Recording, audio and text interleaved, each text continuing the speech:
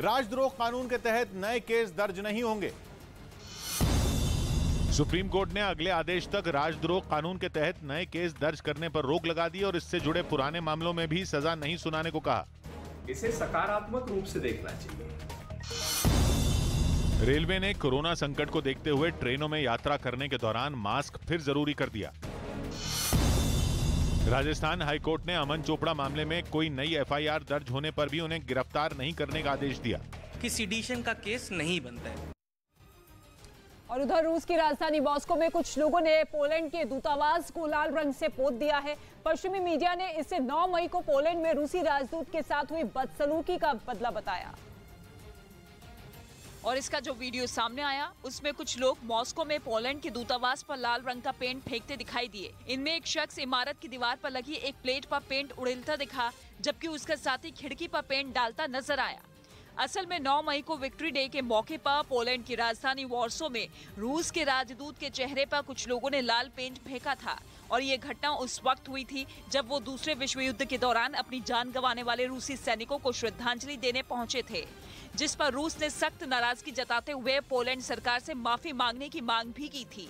उधर खबर आई कि चीन गुपचुप तरीके से ऐसी पनडुब्बी बना रहा है जो परमाणु हथियारों से हमला कर सकती है। चीन ताइवान के मुद्दे पर अमेरिका से लोहा लेने के मूड में वो समंदर में लगातार अपनी ताकत बढ़ा रहा है और माना जा रहा है कि परमाणु हथियारों से लैस पनडुब्बी बनाने के पीछे भी यही वजह है। ये दावा सैटेलाइट से ली गई उन तस्वीरों के आधार पर किया गया जिनमें चीन के शिपयार्ड में एक पनडुब्बी नजर आई। हालांकि ये पता नहीं चल पाया कि पनडुब्बी नई है या पुरानी वाली को अपग्रेड करके बनाई गई है। वैसे चीन के पास पहले से ऐसी पनडुब्बी है जिससे वो बैलिस्टिक मिसाइल दाग सकता है, लेकिन दावा किया गया कि सैटेलाइट से ली गई तस्वीर में जो सबमरीन दिखी वो परमाणु पनडुब्बी है जिससे क्रूज मिसाइल दागी जा सकती है। मतलब एक ऐसी मिसाइल जो न केवल परमाणु बम ले जा सकती है बल्कि टारगेट को खुद ही ढूंढ लेती है और उसे बर्बाद कर देती है। कहा जा रहा है कि चीन की इस पनडुब्बी की तस्वीर सोशल मीडिया पर वायरल हो चुकी है, जो सैटेलाइट से उस समय खींची गई थी जब वो कुछ दिनों के लिए बाहर आई थी। दावा किया गया कि चीन की इस परमाणु पनडुब्बी की तस्वीर 24 अप्रैल से 4 मई के बीच खींची गई थी। कहा जा रहा है कि यह पनडुब्बी बीजिंग से 430 किलोमीटर दूर चीन के शिपयार्ड में रखी है जहां इसे तैयार किया जा रहा है। रिपोर्ट में लिखा गया कि चीन इस बार ऐसी पनडुब्बी बना रहा है जिसमें वर्टिकल लॉन्च ट्यूब हो, मतलब ऐसी ट्यूब जो सीधी हो जिससे क्रूज मिसाइल दागी जा सके। रिपोर्ट में लिखा कि चीन की इस पनडुब्बी का नाम है टाइप 093 हंटर किलर, लेकिन शिपयार्ड में यह बहुत कम समय के लिए बाहर दिखी, इसलिए उसकी कुछ तस्वीरें ही खींच पाई। अमेरिकी खुफिया एजेंसी की एक रिपोर्ट में पहले भी इस तरह की पनडुब्बी का जिक्र किया गया था।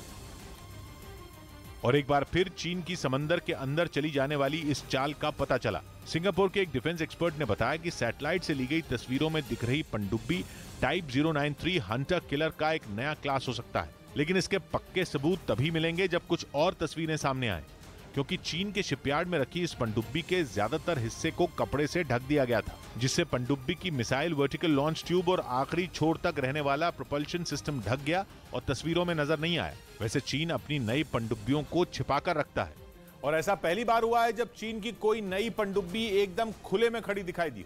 चीन केवल परमाणु पनडुब्बी नहीं बल्कि कई और तरह की पनडुब्बियां भी बना रहा है, जिनमें एक है मानव रहित पनडुब्बी।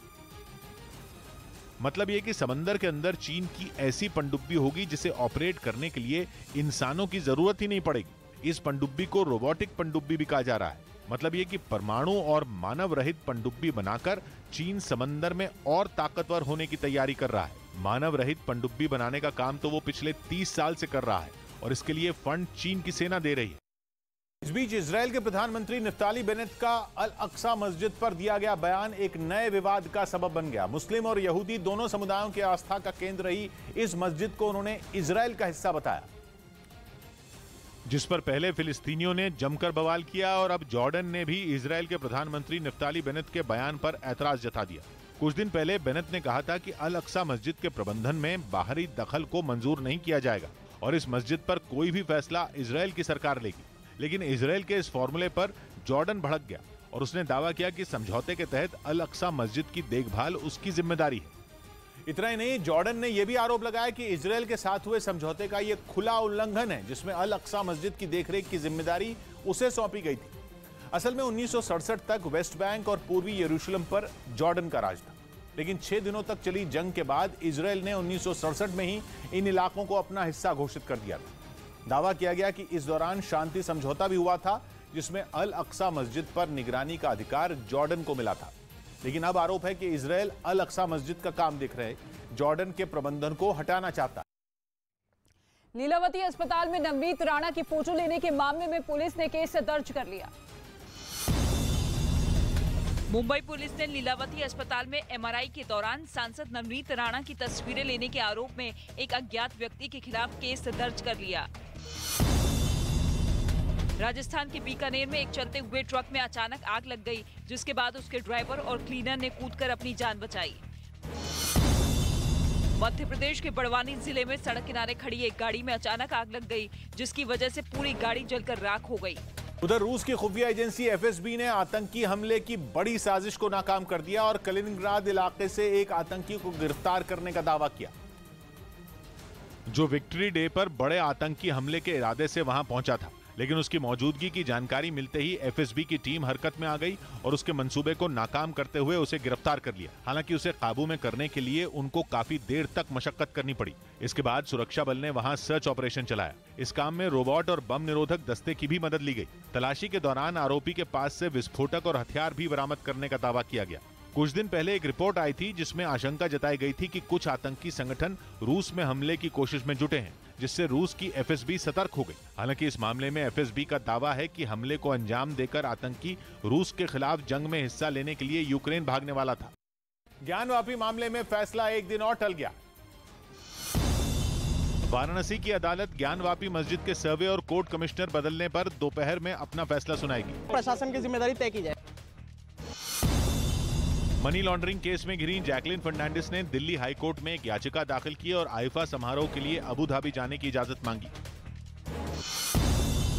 गुजरात के बोटाद में प्रशासन ने एक अपराधी के फार्म हाउस को अवैध बताते हुए ढहा दिया। और उधर यूक्रेन ने ड्रोन से पुतिन की सेना पर जमकर बम बरसाई। ये हमला किस इलाके में किया गया है इसका तो पता नहीं चल सका है, लेकिन इस हमले का एक वीडियो यूक्रेन की ओर से जारी किया गया, जिसमें रूस के सैनिकों पर आसमान से बम बरसते दिखाई दिए। यूक्रेन ने इस हमले में रूसी सेना के एक बड़े सैन्य ठिकाने को निशाना बनाने का दावा किया और ड्रोन की मदद से वहां गिराए गए बमों के फटते ही तेज रोशनी के साथ एक के बाद एक कई जोरदार धमाके होते नजर आए।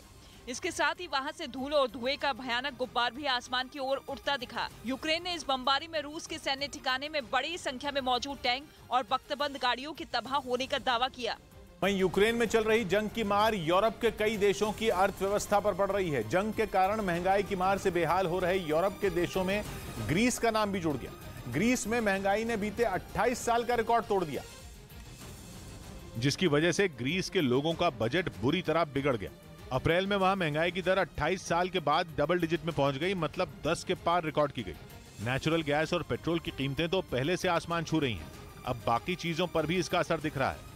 खासतौर पर खाने के तेल और सब्जियों की कीमतें ग्रीस समेत पूरे यूरोप में मुसीबत बन चुकी हैं। सुपरमार्केट में खरीदारी करने पहुंच रहे लोग कीमत देखकर हैरान हो रहे हैं। दावा तो यह है कि खाने पीने से जुड़े ज्यादातर कारोबार भी ठप पड़ चुके हैं और ग्रीस समेत यूरोप के ज्यादातर देश बढ़ती महंगाई के आगे लाचार दिख रहे हैं। ग्रीस की सरकार की तरफ से दिए गए आंकड़ों के मुताबिक वहां अप्रैल में सालाना आधार पर महंगाई 10% से ज्यादा बढ़ गई, जो कि पिछले 28 साल का रिकॉर्ड बताया जा रहा है।